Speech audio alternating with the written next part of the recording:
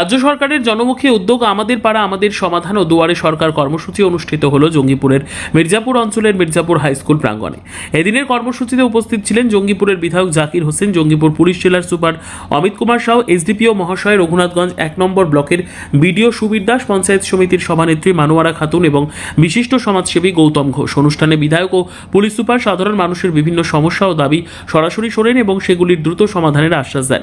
একই সঙ্গে উপস্থিত সরকারি দপ্তরের আধিকারিকরা মানুষের নানান সমস্যার তাৎক্ষণিক নিষ্পত্তি করেন। দিনভর কর্মসূচিকে ঘিরে এলাকায় উৎসব মুখর পরিবেশের সৃষ্টি হয়।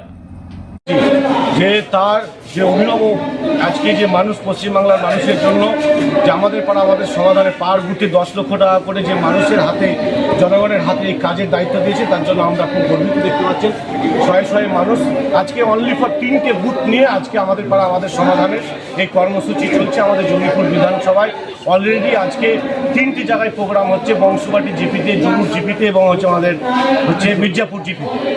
আর বিধায়ক সাহেব স্যার কি বলবেন? বিধায়ক সাহেব যে আমাদের বিধায়ক সাহেব গর্ব, আমাদের জঙ্গিপুরের মানুষের কাছে আমাদের গর্ব, উন্নয়নের কাণ্ডারি তিনি মাননীয় মুখ্যমন্ত্রী মমতা ব্যানার্জির সৈনিক। আমরাও একজন সৈনিক হিসাবে আমরা জাকির সাহেবের সঙ্গে এসেছি।